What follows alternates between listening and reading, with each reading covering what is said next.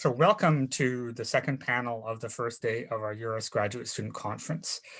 This panel is entitled Culture, Language, and the Power of Representation, and we have 4 excellent papers. We will give each presenter 15 minutes, and then afterwards we'll have 10 minutes for my comments, and then time for discussion. We have a lot of great connections between these panels, and I look forward to a really excellent presentation by our first presenter, Leah Rasmussen, who is a second-year MA candidate at the Institute of European, Russian, and Eurasian Studies at Carleton. Leah holds a BFA in Criticism and Curatorial Studies from the Ontario College of Art and Design University. Her MA research is looking at the role of culture, and particularly museum culture, in Russian identity, as well as security and foreign policy. Over to you, Leah. Thank you for that introduction, Jeff. Considered one of the key paintings of the 20th century, Henry Matisse's The Dance, dated 1910, seen here on the screen, communicates through the movement of the coarsely painted figures, the joy that exudes from their brightly painted, illuminated, and ambiguous forms, an abandonment of convention, an emancipation from Western art's conventions of representation and tradition. Until 1910, artists, even as they moved through the early abstraction of the Impressionist movements, maintained the proportions and formal elements of the human body. In The Dance, Matisse throws out the playbook of modern art, creating figures classified by the public at the time as barbaric, primitive. So the public cast it aside, unaware that it would mark a turning point in the course of modern art.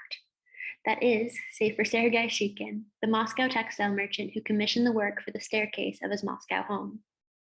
Today, I'm going to tell you a story of how Henry Matisse's dance moved across regimes, time, and space to take pride of place in not only the Hermitage collection, but also in Russian national and cultural identity. The dance was a result of a long-time friendship and patronage between the Moscow merchant and the French artist. Shchukin, prior to his escape during the Bolshevik Revolution, acquired a collection of more than 225 works of primarily French art. The power of Shchukin's collection, a result of his keen and forward-thinking eye for the art emerging from Paris, resonated for its ability to break down the barriers to the contemporary art scene that resulted from Russia's distance from the European core. Russia's own artistic movements prior to the 20th century had previously worked to respond to the lack of Russianness in the works present, inciting a wave of works that reflected Russia's own portrait of modern life. Yet, it is the modern art collection amassed by Shchukin and others that takes pride of place in its top museums and galleries. I'm going to argue that a French painting transformed itself into a part of Russian national identity, asking the question of what it means for the work of one country to become the symbol of another. The naked figures in the dance caused a scandal for their barbaric nature at the Salon d'Automne in 1910, nearly causing Shchukin to cancel the commission. Shchukin, however, quickly changed his mind, and here you can see a portion of his letter to Matisse, making evident not only his approach to collecting, but also his willingness to break from bourgeoisie convention. Shchukin's extraordinary ability to select representative masterpieces brought the latest and most important developments in the modern art world to Russia and its artists. Shchukin's home functioned as an academy of modern art, attracting students and members of the educated public, inspiring Russia's own important modernist turn, which became intimately linked to the dance. The events of the Bolshevik Revolution of 1918 forced Shchukin to leave behind his business and collection. In 1918, Lenin nationalized the collections of affluent Russians, most notably those of Shchukin and Morozov. The Bolshevik leader recognized within them the avant-garde utopia the Bolsheviks were establishing, and their ability to educate the masses. Even in a time when the Soviets were reforming the country into the image of communist revolutionaries, they still prioritized and valued the art of the West. Inventoried, the Morozov and Shchukin collections remained intact at their respective residences, palaces being renamed the State Museum of Modern Western Art No. 1 and 2 respectively. In 1923, however, the collections were brought together to form a single museum under the same name. The creation of a museum dedicated solely to the exhibition of modernist works was revolutionary, not only within the Soviet state. It stood as the first museum of modern art, with the New York's MoMA coming into existence only 5 years later. It reflected the Bolshevik belief of the power of this art to attack Western bourgeoisie conventions and simultaneously encapsulate their ability to capture and display works of global import. and for this capture to form an important part of a Soviet Russian identity. In 1946, tides changed under Stalin. Campaigns were launched against cosmopolitanism and formalism. The State Museum of Modern Western Art was liquidated, its collections proclaimed as socially and dangerously destructive. Stalin's campaigns against formalist elements branded works, including Matisse's The Dance, as bourgeoisie, despite its very existence, subject matter, and internal revolution being markers of the reverse. In 1948, the dance left its Moscow home for the cultural capital of Leningrad. It was placed in storage, in compliance with state orders, at its new home in the State Hermitage Museum. For curators and the educated public across the state, the placement of these works out of the public eye was seen as a dark turn. It not only seemed to represent a decline in culture and cultural appreciation within its citizens, but the simple tragedy of a masterpiece, which had accumulated so much meaning, being boxed up and stored in darkness. The death of Stalin and the subsequent de-Stalinization of the state echoed throughout the museums and galleries of the Soviet Union. The works of modern art, which had remained hidden in the years following the decrees of the 1940s, gradually emerged from their prisons. The sight of the cubist forms of Picasso, the nude figures of Gauguin, and exaggerated forms of Matisse sparked controversy amongst patrons who gathered in the exhibition halls on the third floor of the Winter Palace, with lines now drawn between those who recognized their importance to Russia and those who followed Stalinist thinking.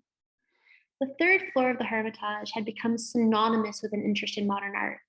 In addition to the tension surrounding de-Stalinization, modern art, and many isms that fall under its vast wing, have historically faced resistance. The manner in which modern artists defy classical forms, notions of beauty, and challenge the very nature of art make many patrons uncomfortable. The Hermitage, aware of such resistance and seeking to justify the power of the third floor, argued, albeit disingenuously, that the European art retrospectives, including the dance, might demonstrate and educate the Soviet peoples on how Western culture had degraded and fallen from the classicism that many Soviets themselves still valued. In 1963, this conflict came to a head when an angry commission from the Academy of Arts descended upon the Hermitage, challenging the modernist displays that they felt threatened Stalin's legacy and communism as a whole. But the widow of a late museum director, Josef Orbeli, stood up before the commission and praised the significance of the Shchukin collection in educating the masses. The crowd was outraged by the text she referred to, but she continued, reading off the signature at the bottom of the quote, V.I. Lenin. The quote she read here on the slide was the 1918 decree, which had nationalized the Shchukin collection. The failure of the commission and subsequent dissidents to once more remove the paintings from view allowed these works to remain as critical touchstones for debate on not only the value and role of modernist works, but of their place within a national museum, within the national identity. I am arguing the dance and the rest of the pieces within the Shchukin collection have entered into this national consciousness, and I think there are two possible ways. First, in their prominent display within the national institutions, the Hermitage and Pushkin museums, and the attention they attract. Shchukin and then Lenin and other Bolsheviks who appreciated the power of modern art to upend bourgeoisie conventions sought to frame this painting as national. Second, the capture of these works, which reflected and generated a crucial turning point in modern art, was by a Russian, commissioned and residing in Russia, and therefore made them Russian, and placed them at the heart of the nation. I am still working through how it is that a piece of French work takes this place and what it means for the art of France to be a national symbol of Russia, the regimes, time, and space. As modernist paintings evoked vibrant discussions in Russia, their absence from the Western exhibitionary scene had left a void in the larger European and global modern art pantheon. The dance emerged as a highly sought-after work following the Soviet collapse, attracting renewed attention across the Western art world. Its prominence was confirmed by its status on the want lists of Western museums, eager to exhibit it and bring it for the first time to a country beyond the borders of the now former USSR. In the next part of my presentation, I will move to discuss how a 2008 exhibition in the UK demonstrated the continued prominence of the dance and the lengths to which the modern Russian state would go to protect what had become a national artistic heritage. The exhibition at the Royal Academy was not the first to display these works following the collapse. However, this exhibition stood out as pivotal in the history of Russia's transnational lending, so it is this exhibit upon which I am focusing my portion of this project. The exhibition, intended to be at once a testimony to the work and to the glorious history of Russian collecting and Russia's influence in the development of modern art, was nearly canceled just months before its anticipated opening. The near cancellation of the exhibit stemmed from potential legal action by the heirs of Sergei Shchukin. Battles between Shchukin's heirs, now residing in France, and the Soviet and Russian states dated back more than half a century.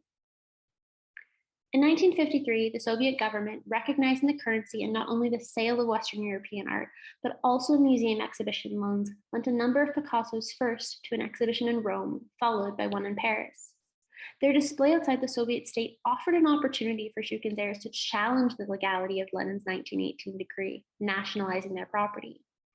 Irina Shchukin demanded the seizure of the 37 paintings displayed in Paris. Shchukin's case was denied, but the exhibition immediately closed and the paintings were shipped back to Moscow. Shchukin renewed her campaign in the 1990s, writing a letter to then President Boris Yeltsin demanding that he admit the illegality of the nationalization. Following her father's own wishes, Shchukin was not demanding repatriation, but rather that the paintings be returned to Shchukin's Moscow home, then donated to the city itself.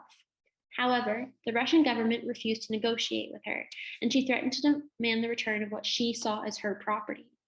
Shchukin carried out her threat and then launched legal action in 1993 in response to a French-Russian Matisse exhibition, asking the French court to impound the catalogs, claiming her family's paintings had been reproduced without her permission, but she ultimately lost. Subsequent suits were launched in response to other exhibitions in Italy and the US respectively by Shchukin's son and heir, both of which were dismissed. Threats to these collections have not solely stemmed from the Shchukin or Morozov heirs. In 2005, 54 paintings of the Pushkin's Museum's French art collection were seized by Swiss customs officers as they were returning to Russia. The works were seized this time after an import-export firm based in Switzerland claimed Russia owed it millions in unpaid debts, seeking to recover their debt by snatching these works abroad. The courts ruled in Russia's favor, yet the Russian museums were warned that transnational loans would be prohibited if the foreign state failed to provide adequate anti-seizure legislation. The 2008 UK exhibition marked a milestone in the life of the painting, in the history and influence of the collection. From Russia, French and Russian master paintings originated with the desire of the Royal Academy of Arts curators to present to the UK for the first time Matisse's The Dance, never before exhibited on British soil. Yet the landmark event, which brought together the collections of 4 Russian museums and the insurance required to bring a show of this magnitude forward, was nearly canceled less than a month before it was set to open. Amid escalating political tensions, the result of the murder of a former KGB agent on British soil in 2006, the Russian Federal Cultural Agency threatened to prevent the export of selected works out of fear of seizure. The agency's concerns stemmed both from the repeated litigation from the heirs of the Shchukin and Morozov collections and the 2005 Switzerland incident. Unconvinced by British assurances that their existing laws would prohibit seizure, the agency notified the participating Russian museums that they would not be granted export licenses for fear that Russia's national artistic heritage would be threatened. This decision launched British lawmakers into action. Former Prime Minister Tony Blair was forced to wade into a hard-fought battle to rewrite the 1978 UK State Immunity Act to appease the Russian state, even amid the ongoing political tensions. The pressure resulted in the 2007 Tribunals, Courts and Enforcements Act and the immunity from seizure legislation, which brought the UK into line with other states whose legislation protects against seizure of objects on loan from other museums or private lenders by creditors or claimants seeking to settle financial disputes or who are contesting the ownership of artworks loaned. From Russia, opened at the Royal Academy of Arts on the 26th of January, 2008. So, to conclude, there have been a number of case studies regarding the Shchukin collection, and this does not intend to directly add to this literature. Rather, it is through the discussion and relaying of this narrative, of these challenges, that I aim to illuminate how these cases, the trajectory and movement of this painting, and the response of the government can help to understand how such a work becomes nationalized, especially one of foreign origin, as well as shed light through these cases how we see this development into the national consciousness and the degree to which it is embedded as demonstrated by the unique protective measures enacted by the Russian government as these transnational exhibitions are challenged by the Shchukin and Morozov heirs. about police violence. So before I get too far into discussing these findings, I do want to take a couple of minutes to just talk about my methods for this research. So I am limiting my analysis to newspaper articles to gauge how a society has come to imagine a foreign crisis. In my approach, I'm really drawing upon Stuart Hall's work on media and representation as a foundation for examining the role that media plays in identifying and interpreting events in such a way as to make them tangible to an assumed audience. So in this sense, news is not simply reported. It is located within an assumed, quote, common stock of cultural knowledge. So the media has contextualized the social meaning of the murder of George Floyd within existing narratives of its particular audience. And in terms of my analysis itself, I've coded a wide sample of the hundreds of articles published by these three newspapers about this incident. I've compared the earliest 10% and the latest 10% of published news stories in order to trace how representations of George Floyd have shifted over time, from a victim of foreign atrocity to a player within social narratives at home. My coding was informed by these three overarching themes. Is the death of George Floyd portrayed as a local or global issue? Is it used to advance a domestic agenda? And how are the causes of police violence explained by these newspapers? So now I'm going to briefly talk about the immediate media reactions to the murder of George Floyd in the first week or so after his death as a basis to show how the social meaning of this incident has changed and been reimagined over time. So when the news of George Floyd's death broke, all three newspapers covered the incident through a surprisingly similar lens. They all told the story of George Floyd from the perspective of a narrator describing an explicitly foreign atrocity. Each newspaper recognized the Black American identity of the victim and the white identity of the officer, and placed this racial dichotomy within the history of both American policing and American racial inequality more broadly. But what is striking about this is the different strategies that these newspapers have used in order to make George Floyd's life grievable to their respective domestic audiences. And again, before I move on, I do want to make a brief warning that my next 3 slides, I'm going to be showing and speaking about images that evoke an explicit experience of police violence. So please feel free to look away and or mute if you need to do so. So of the 3 newspapers, Corriere della Sera is the only one that repeatedly shows a photograph of the officer kneeling on George Floyd's neck and even includes a link to watch the video of his death in its entirety. I have chosen to omit this photo for the purpose of my presentation. And in contrast, The Guardian only once publishes a story, including the well-known photo, but opts to crop the image of the officer from the waist up to at once omit an explicit image of Floyd's suffering, while also implying violence unseen in this specific photo, but widely seen in other medias. Le Monde omits the photo altogether, and instead includes an image of 2 protesters performing a reenactment of George Floyd's death. Instead of depicting the incident itself, both Le Monde and The Guardian do present a wide range of images depicting violence during the protests. So in all 3 cases, imagery has been used as a means of what Susan Sontag has referred to as making real violence transpiring in another country. Yet each case varies considerably in its decision to either explicitly depict the atrocity or invoke an imagination of the violent event. The disparity in imagery between the 3 newspapers suggests a striking difference in how each country comes to understand the pain of others, and particularly the pain of a racialized other. So in my analysis of the articles recently published, this narrative of an American-specific problem has changed considerably. Each newspaper has reframed both its own positionality vis-a-vis the incident and the social meaning of the incident itself. In all cases, the killing of George Floyd is reconsidered as a uniquely American problem. Instead, it is imagined as a transnational or global problem. Each newspaper locates George Floyd in a broader narrative frame that recontextualizes the social meaning of the incident in a manner that makes Floyd grievable, not as a victim of foreign atrocity, but as a victim analogous to each audience. So by redefining the root problem, each newspaper suggests that Floyd could be quote unquote us, in the sense that we could fall victim to the same broader forces as Floyd. though those forces do vary from case to case considerably. So invoking the name George Floyd becomes a simplified articulator for a range of domestic agendas at stake in each case. So turning to the British case, The Guardian reframes the incident as a representation of a broader problem affecting the Black Atlantic. George Floyd is no longer a representation of a distinctly American problem rooted in America's history of slavery. Instead, he becomes reimagined as the latest victim of the British Empire's colonial past. Many of the stories reference the network of colonial and post-colonial movement between the UK, the US, Africa, and the Caribbean, and reframe Floyd's identity within the context of the global Black diaspora. The Guardian also shifts its positionality from a foreign narrator to an active participant, calling for change at home. Invoking George Floyd becomes a point of departure for discussing how racial inequality and colonial legacies continue to affect the United Kingdom domestically. And the issue that The Guardian really narrows in on is systemic racism in British policing.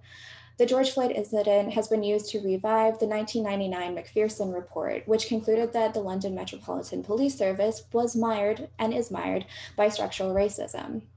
Many stories published in The Guardian use the murder of George Floyd to critique the Macpherson report for not doing enough to address racism in British policing. They frame the protests that broke out in the UK over the summer of 2020 as not only in solidarity with their American counterparts, but as active participants protesting police violence and racism within the borders of their own country. So there is both an implicit and explicit warning that, quote, a George Floyd-style killing could happen here in the UK.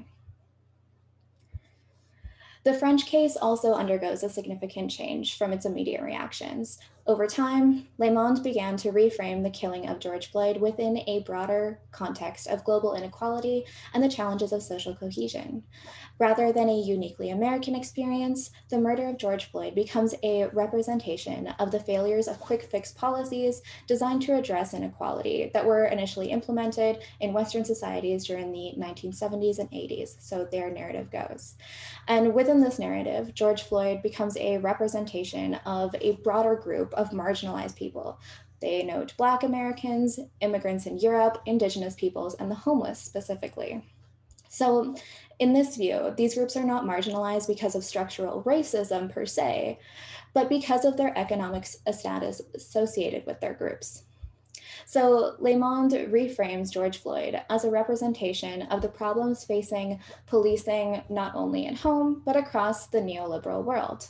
And since the 1980s, policing in France had become increasingly militarized and rooted in the so-called broken windows theory of policing. So George Floyd is represented as yet another victim of the, quote, security-based approaches of control and coercion deployed to force compliance to the new neoliberal social order domestically and abroad. And in contrast to the UK case, Le Monde is actually silent on France's broader narrative of colonialism. Instead, Le Monde uses more universalist terms such as minority and marginalized to reimagine George Floyd's identity as a representation of the inequalities that remain among so-called global citizens. In comparison to the British and French cases, Corriere della Sera's domestic agenda is far less explicit. Its domestic cause can be interpreted more so as a self-portrait of Italy's own social issues. So many articles frame George Floyd's narrative within the narrative of quote unquote bad politics of Donald Trump and the corruption of high politics in America. These articles agree that the election of Joe Biden would fundamentally, quote, change the destiny of the United States. So this analysis of American politics reflects current frustrations in Italy over recent political corruption scandals and the perception that bad policies of bad leaders are really at the root of Italy's current problems. Unlike the British and French cases, Corriere della Sera does not incorporate the murder of George Floyd into an explicitly Italian narrative about policing. Instead, it reframes the killing of George Floyd within narratives about bad migration policy to advance an explicitly domestic agenda on that front. Since the 2015 refugee crisis, the Italian government has taken an increasingly harsh stance on immigration, and one article incorporates the murder of George Floyd into this narrative about Italian immigration policies by explaining that, quote, Blacks generally correspond to immigrants. This newspaper also draws comparisons between police violence in the United States and other countries such as Nigeria and Brazil to prove that police violence is a result of organizational corruption, and critical reflection on Italian policing is entirely excluded from this conversation. So, what do we get out of this? What do these different narratives tell us? I think that this comparison of how British, French, and Italian newspapers have come to make sense of the killing of George Floyd really highlights the challenges of having a global conversation about the experience of police violence that does affect many countries around the world. In the wake of George Floyd's death, there was an overwhelming amount of international talk about the atrocity. But this talk did not necessarily translate into a global dialogue about an urgent problem. Instead, as time passed, each of the three newspapers retreated to an inward-looking gaze and instrumentalized George Floyd's death to advance an explicitly domestic agenda. And I think this example also provides a case study into what it actually takes to make Black Lives Matter in foreign countries in Europe.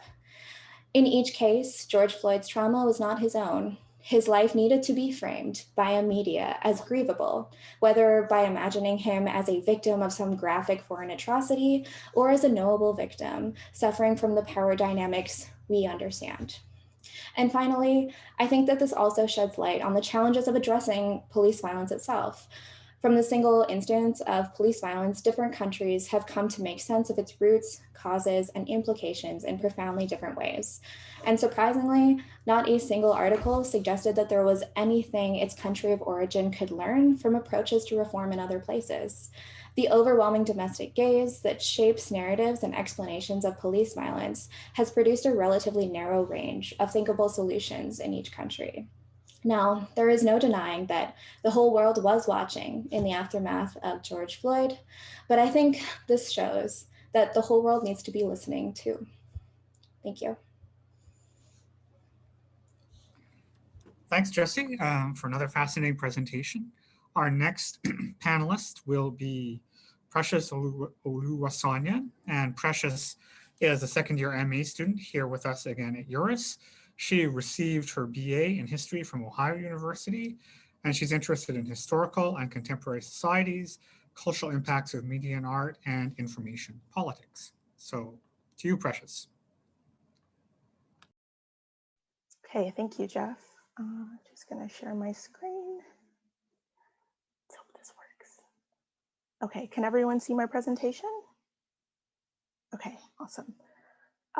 So again, thank you, Jeff, and thank you to everyone tuning in today. I'm so glad to be here to discuss my master's research paper, which focuses on Russian stereotypes in Western media and the memory of the Cold War. The presentation is titled Ballerinas, Spies, and the Motherland, the Sociocultural Limbo of Hollywood's Russia. I'll be discussing some important portions of my project, partly using a case study of the 2018 Hollywood film Red Sparrow. So in truth, this project was born out of my realization that prior to studying Russia in an academic setting, most of my knowledge of the region came from movies like James Bond or like Rocky. I also realized that this is probably true for most Westerners. Media plays a crucial role in how we perceive the world. Life imitates art, art imitates life. And as highly accessible forms of art, film and TV reflect this famous saying. Now, the level of accuracy in these artistic imitations of life is highly debatable. Stereotypes, cliches, tropes, and caricatures are notorious tools of storytelling. Exaggeration and dramatic inaccuracies are used to portray groups or people who are considered to be outside of the norm. This mechanism is often referred to as a form of othering. The othering of Russia on Western screens is a carryover of real life othering in international relations. Scholars have highlighted an element of Orientalism in the West's relationship with Russia, which is informed by the geopolitical and national spheres. During the Cold War, this conflict took on a dimension of image, and I'll let you read these apt descriptions, which describe the goals of films created in both the West and in Soviet Russia at the time.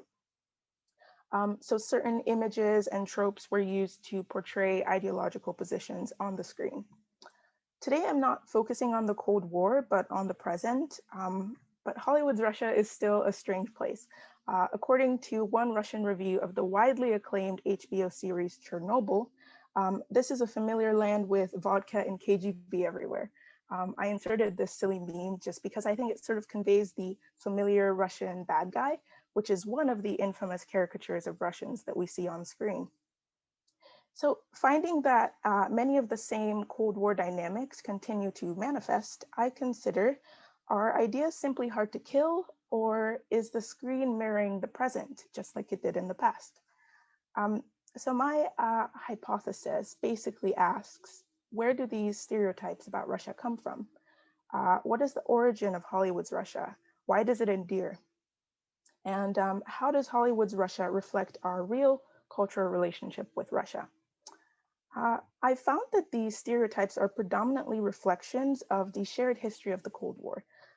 Hollywood's Russia is actually a dimension, like a parallel universe, a mirror that's conjured up by fears from the Cold War. And I divided these fears into categories, which I'll briefly cover. So first we have the fear of political death, which refers to the fear of communism or the flaws in democracy. And this usually manifests in presenting Russia as a dystopian or statist nightmare with an interchangeable Tsar or Stalin or Putin analog. Then we have the fear of physical death, which mostly comes from the fear of nuclear war. And this manifests through Russian violence and villainy, and sometimes deadly incompetence on screen.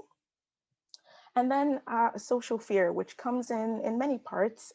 So there's the fear of infiltration in the use of spies and deep cover to, turn our weaknesses against us and infiltrate our society. And then the fear of cultural annihilation or of the fall of the West, as it were. So I'm examining othering on screen, not solely as a display of Orientalism or of cultural hegemony, or even of lazy storytelling.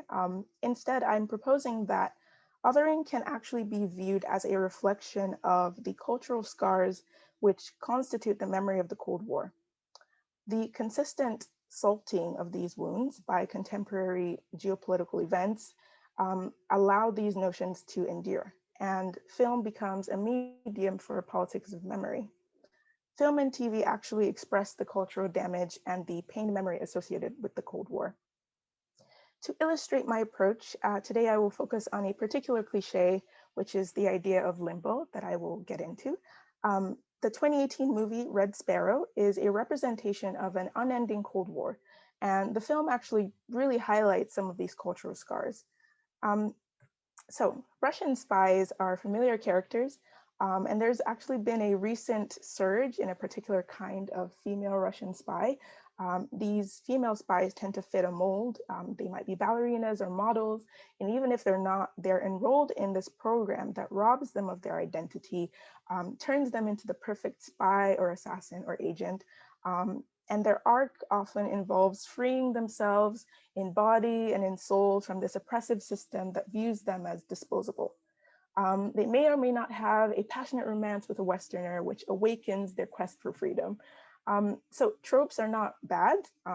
Some of these films and series are actually very enjoyable, and I love many of them. But this oddly gendered dynamic is something that I intend to analyze in the project.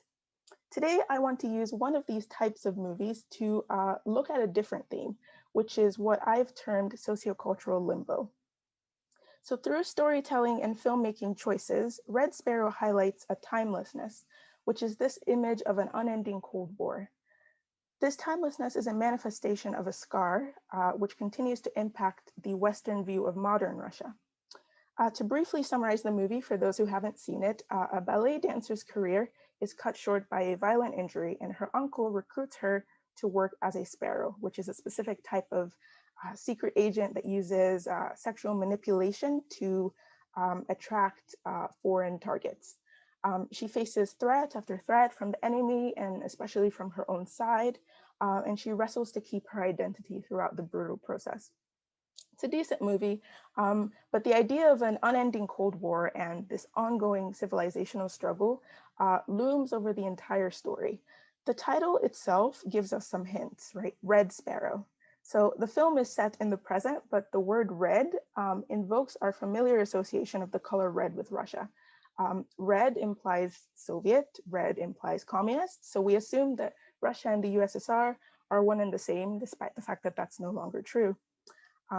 Soviet era, post-Soviet era, and even potentially pre-Soviet era motifs are kind of conjured up by the film to play on Westerners' existing cultural fears. This is actually a deliberate effect on the part of the filmmakers. The director, Francis Lawrence, noted that the props and locations reflect this. So for example, they chose to place an old CRT style TV, which is an old TV from the 80s, in the same scene as a modern car. So by blending time periods like this, the production team hoped to, and I quote Lawrence here, they hope that it takes people a while to figure out what era it really is. That's really telling because it kind of indicates that the era doesn't matter. Russia is all one era, really. And that goes beyond artistic choice. It implies that Russia represents the same thing, despite any regime changes or passage of time. In terms of character, I'll just have you look at Dana Heller's codification of some stereotypes of Russians in Hollywood, many of these taking form in the Soviet period. Red Sparrow pretty much follows these tropes to the letter, despite any attempts to introduce complexity made by the film. But the most striking areas of devolution actually appear in the plot. So in this ongoing Cold War, Soviet era tactics continue and the parallel cultures have barely evolved at all. I highlight some quotes from the film just to give an idea of how the film portrays both sides of this civilizational struggle.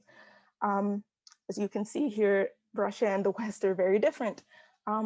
However, in addition to this view of Russia as a dystopian statist force that has no concern for its people, again, hitting on that political fear, I want to highlight that there's arguably very little distinction in the film between Russia as a modern state, Russia as a part of the USSR, or even Russia as a political or a cultural entity. There's also little distinction between coerced agents and regular citizens. Russia doesn't even really refer to the Federation or to the Soviet Union or even to the nation state. Russia itself, whatever Russia is an oppressor. These notions about Russia are obviously contrasted by the idea of the Americans. However, any anti-Russian sentiment in the film actually becomes more clear when I place it alongside the words of Jason Matthews. Now, Jason Matthews is the author of the film's source material. So it's the film is based on the first book of a trilogy. And Matthews served as a consultant throughout the filmmaking process. He's a former CIA recruitment officer, and the film is inspired by his life experiences. When asked in an interview about the Russian love of espionage, he calls Russian xenophobes, and then he says this, they hate foreigners. He also notably goes on to describe Russia as a land caught between the European elegance of Catherine the Great and the Slavic beastliness of Ivan the Terrible.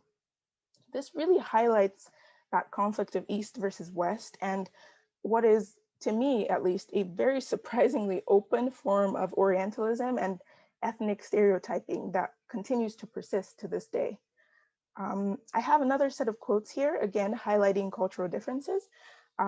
This is, again, a carryover of some Cold War tropes. Russia is culturally communist, not just politically communist, and good Russians are usually enamored with the West and their individualism. However, the film also indirectly makes commentary about its own society. That is, the Western filmmakers offer commentary on what they believe to be Russia's perception of the West. So in the film, this training officer known as Matron, she makes this bold claim about their target society.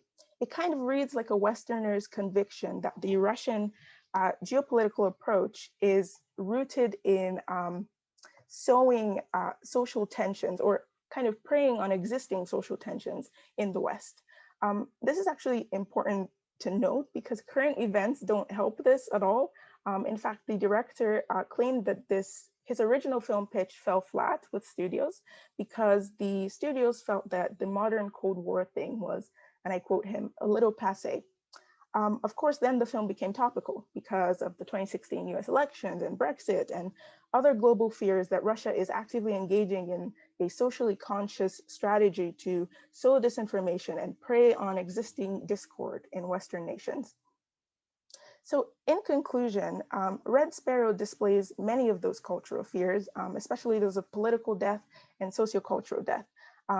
Russia is the other side of the civilizational struggle. Russia uses the West's cultural affinity for sexuality as an actual tactic, things like that.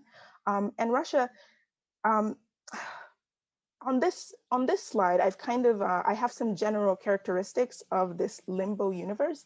But generally, Hollywood's Russia, it's this land fixated on destroying the West. And it reflects some truths, it reflects some real issues that are real in society today. However, ultimately, what it shows is stagnation. This limbo, it unfortunately mirrors the limbo in the real Russo-Western relationship. So the world that created these tropes may have evolved, but the cultural scars continue to be reopened by political events that actually closely resemble the circumstances that created them in the first place. In the words of Red Sparrow's matron, the Cold War did not end. So this project has many moving parts, and I'm attempting to study many different elements, cultural fears, scars, limbo, etc. I do intend to narrow the focus of the analysis to only one element or maybe a few elements. I'm also currently limiting my source pool to the Western side of film and TV. And I recognize a measure of irony in regards to Western academics making claims about life in Russia, but that's not really what this project is about. Ultimately, I center this project around the memory of the Cold War in the West and its impact on the present, using film and TV to explore this unfortunately static relationship between two dynamic countries. That's all from me. Thank you. Okay, thanks, Precious, for another fascinating presentation, and thanks to all our presenters for keeping so nicely on time, which is great, imparting a lot of wonderful issues that we can talk about in the discussion. But first, we'll go to our last presenter, Sladjana Grmas, who is a second-year MA student again here at EURUS. She has received a BA in Russian language, literature, and culture from the University of Belgrade, and an MA in cultural linguistics of Great Britain and the USA from St. Petersburg State University. She's interested in media freedoms, methods of media manipulation, cybersecurity, and ethnic extremism. So over to you, Sladjana. Thank you, Jeff. Give me just a second. Okay. Okay, do you see my screen? Can everyone see it? Yeah, okay. So dear audience, good afternoon. I'm very happy to present here in front of you. I will talk today about my MA research paper, which focuses on the regional issue of media manipulation in Putin's Russia through inaccurate translation. This topic attracted my attention since my previous bachelor's degree, as well as my first master's degree, were in the area of applied linguistics. I got trained in English-Russian translation and interpreting, and this also included immersing myself into the modern issues in linguistics and culture, intertextuality, language as a tool in a social dialogue, and many more. Since translation includes much more than using a bilingual dictionary and a good grammar book. Hence, being interested in both Russian and the Western English-speaking news coverage of the various ongoing political events, I noticed a certain level of manipulation and information twisting in translating news from English to Russian. And I'm going to demonstrate a part of it in the current presentation. Therefore, to start, it is important to say that media manipulation worldwide is a popular topic nowadays. It is widely discussed in scholarly circles, especially in political science. Media are being accused of being manipulated and used as a tool by political parties for spreading political propaganda in authoritarian countries such as Russia. In that way, the prevalent censorship and media manipulation in Russia under the authoritarian rule of Vladimir Putin is not a new phenomenon. However, what has been less studied, and is my focus regarding this topic, is the tendency to use the technique of inaccurate translation in the Russian mass media to influence public opinions. Thus, in my research, I argue that there are several ways in which media manipulation in Putin's Russia is done, and one of them is the intentional use of inaccurate news translation from English to Russia to follow the government's Russian dominant narrative of the day. In other words, the deterioration of the Russia-West relations positively correlates with the increased level of inaccurate news translation of Western news. I presume that this is done to strengthen the Russian dominant narrative of the day. To outline my preliminary findings, I will give the two examples of inaccurate translation from English language news sources to Russian from 2016 and 2018.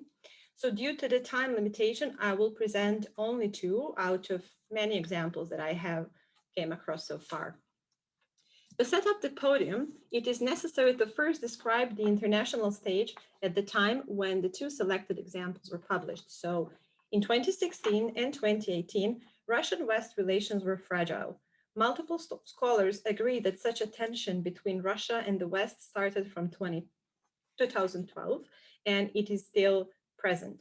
And this is the period when in Russia, we have Russian conservative political establishment. It covers Putin's third presidential term from 2012 to 2018, and his fourth presidential term from 2018 to the present day.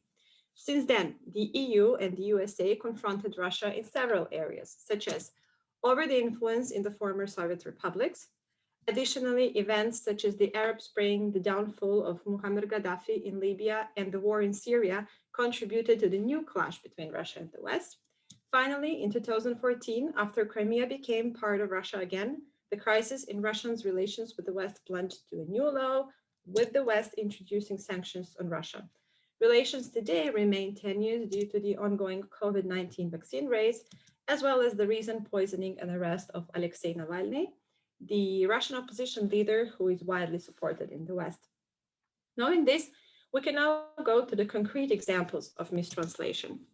There is an interesting text from 2016 where the President Obama, in his interview in the newspaper's Atlantic, answered the question about his relationship with Putin, where he said, "Putin in all of our meetings is scrupulously polite, very frank. Our meetings are very businesslike. He never keeps me waiting 2 hours like he does a bunch of these other folks. He's constantly interested in being seen as our peer and as working with us because he's not completely stupid. He understands that Russia's overall position in the world is significantly diminished." Surprisingly, almost no Russian newspapers translated this completely stupid part. Izvestia.ru puts a title. So for Russian speakers here, I will translate this and the rest of the Russian text. For those who are not Russian speakers, but for Russian speakers, I'm giving the examples of the text here. So Izvestia.ru puts a title, "Putin is kind, honest, and punctual."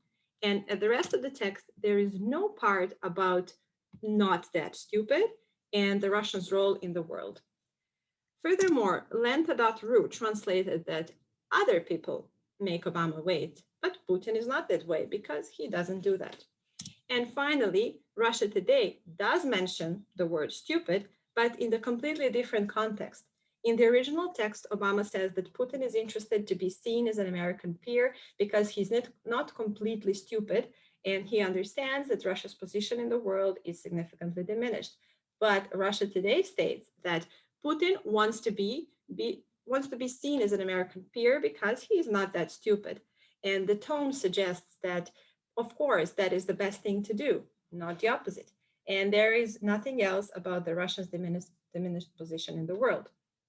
So therefore, to sum up, in his interview, Obama states that Putin is polite and frank. Their meetings are very businesslike. Putin never lets him wait, and he wants to be seen as an American peer since he realizes that Russia's position in the world significantly diminished. But Russian media translates this as Putin is kind, honest, punctual, While some people let Obama wait, Putin is not like that, and he does not do that. Putin wants to be seen as an American peer because he's not stupid to do otherwise. The next text is from November 2018, when British newspaper The Daily Express published an article titled, "Huge mock battle shows Russia, we are ready for war." However, the Russian Gazeta.ru translated it as, "Britain calls NATO exercises a laughingstock for Russia." The problem here is the word to mock from the original source. And if we type this word in any English dictionary, and here I chose Merriam-Webster's, we will see that there is an adjective, a noun, and the verb, mock or to mock. Hence, in the Russian source, the word mock was considered a verb instead of an adjective as it is in the original source.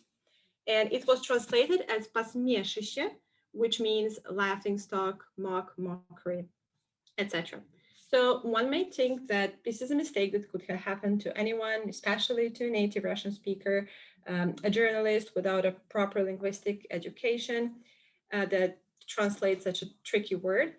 But the rest of the text in this news article proves that the inaccurate translation was intentional.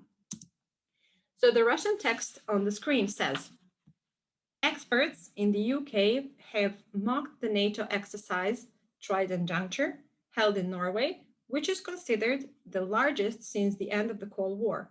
According to the publication, some experts doubt that these exercises were necessary and successful. At the same time, the location of the exercise, which is near the Russian borders of Russia, was a hint for a potential enemy. According to the experts, they failed to impress the Russian side, and the presence of the nuclear weapons in Russia turned the exercises into a laughingstock. So if you take a look at the original text, there is not a word about some experts doubt these exercises were successful and necessary, and there is nothing about this part. According to the expert, it was not possible to impress the Russian side, and the presence of nuclear weapons in Russia turned the exercises into the laughingstock. So this part was completely invented. To sum up, the point of the original text was that the NATO had an exercise to show Russia, their potential enemy, what they can do. But on the other hand, Russian news translated it as Britain calls the NATO exercise a laughingstock for Russia because the Russian owns a lot of nuclear weapons, and whatever NATO does is just so funny for Russia. To conclude, I will go back to the slide from the beginning of the presentation where I described my hypothesis. So we see that when the Russia-West relations deteriorated, like in 2016 and 2018, when a lot of things were going on, such as Russia was accused of interfering in the US presidential elections, there was the ongoing crisis in Ukraine and sanctions, and there were war in Syria, and the Russian diplomats expelled from America due to the Salisbury poisoning incident. So inaccurate translation of the Western news appear in Russian media with the purpose to strengthen the government's Russian dominant narrative of the day. So one may ask, what are the messages sent to the Russian audience by the inaccurately translated news presented here? I suggest that these are, firstly, Putin is a positive character in the West, respected, smart in the things he does, not stupid, when the original source message was he is not that stupid, which implies he is not completely stupid. So it's not that Obama didn't say that Putin is smart, but quite the opposite. And we need to have in mind that the text was published in 2016 when there are sanctions and inflation and the war in Syria going on, and Russia was accused of interfering in American elections. So what's the purpose of this inaccurate translation? To send the message to the Russian audience in 2016 that even though all of this is going on, we have a strong leader to take us out of such a situation. He's honest, punctual, and respected even among our enemies. Secondly, NATO exercises near Russian borders are funny compared to the nuclear weapons Russia owns, which implies Russia is much more powerful than NATO. We are better than them. They are trying to provoke us, but we have nuclear weapon. And weapon was not even mentioned in the original source from the Daily Express. As my research is in progress, and the two examples presented here definitely put some doubts on my hypothesis, and it is possible that my conclusions will change in the future. So therefore, my hypothesis will probably need some further tuning, and this is the way I suggest doing that. So the further research of this topic needs to answer not only what are the messages, but what is the purpose of such messages and such Russian dominant narrative, and why is it necessary? Why are some texts selected to be mistranslated and others are not? And finally, should such examples of mistranslation be considered a mistranslation? So I expect to answer these and many more questions in the further research, and they are all important. But so far, I propose here that the purpose is maybe to state that Russians are better. Why is it necessary? Well, it is maybe necessary because it could be a technique of a defense, a response to the media attacks from the West. Therefore, the mistranslation occurs mostly in the text where the West is attacking Russia in any way, but maybe the crucial question is it really a mistranslation? So from our Western perspective, we might think that this is definitely some kind of manipulation, and it is important to explain what is the purpose behind this. However, I mentioned in the beginning that translation is much more than using a dictionary. So maybe all of this is just a gap in the intercultural dialogue or the intertextual context in which the Russians do not see the inaccurate translation as a mistranslation, but maybe they believe that this was really what the original text messages were about. And however, all of these suggested answers require definitely deeper research and should be checked before drawing final conclusions. Thank you very much, and I'll be happy to answer all of your questions and hear your comments. And I included my email in case you would like to further discuss this topic or to ask me for or to give me any recommendations regarding how to proceed with my future research. Thank you very much. So thanks, Sladjana. Again, a fascinating presentation, and thanks to all of our presenters for a really wonderful panel. I enjoyed so much listening to it and trying as I was running through it to make some connections, which is hard to do on the spur of the moment. But clearly, I think those of you who are listening would have heard a lot of common themes that I don't really have specifically formed questions yet, but I did notice in every paper, this issue of national versus transnational comes out. And from Leah's presentation to start, where the transnational element is really supplementing the national, to Jessi's presentation, where the national is sort of subsuming the transnational, and then so Precious's and Sladjana's presentation somewhere in between. So a bigger issue maybe for all of you to think about is this relationship between national and transnational, and how the two levels can at once complement each other or challenge each other. And sometimes it's not just one or the other, right? It's a combination of both. And how, I don't think none of your presentations dealt with this directly, but how solid the line is between national and transnational. I know that's something that Leah said she'll be looking at in her future presentations, and Precious talked about that as well as something for future research. So it's a broader thought to start with. And the other one, I think, that bound these presentations together was the role of audience or public opinion.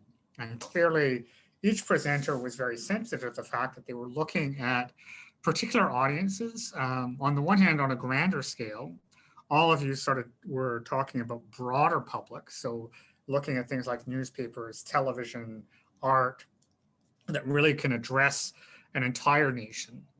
But at the same time, obviously, there are limits to this. And for example, for Leah's presentation, modernist art might not appeal as equally to St. Petersburg elites as to Russians in villages, but I'd be interested to hear her comments on that.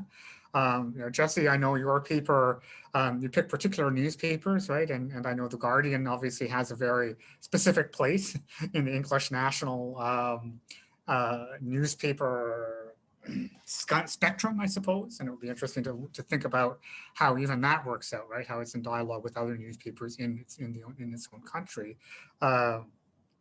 Precious, you didn't talk about Russia, but you talked about the United States. But I was also thinking in terms of audience. You talked about Cold War scars, but as someone who maybe is a target of this Cold War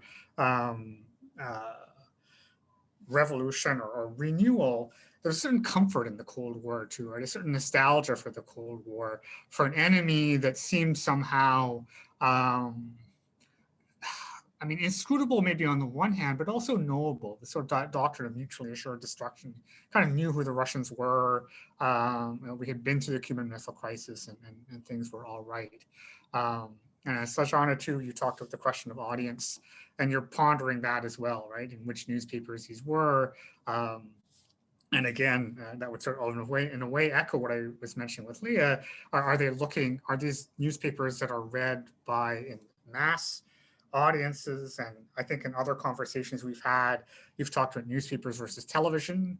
I think it might be interesting to think of how you might comment on that, seeing that television is usually seen as a more reliable transmission belt to the Russian public, say, than newspapers are. And I think obviously the newspaper link between Jessi and Sladjana is really interesting too. So, all right, thanks everyone. We're right on time. Thanks everyone for their fascinating presentations, and particularly this is all research in progress, and for all of you to have really put together such polished works and have the audience entertained as well as informed, and for me too to be able to think of some really deep comments, because I had a lot to chew on. So thanks to everyone, and I hope that we will see you for future panels and for our keynote tonight at 7 o'clock, and have a great day.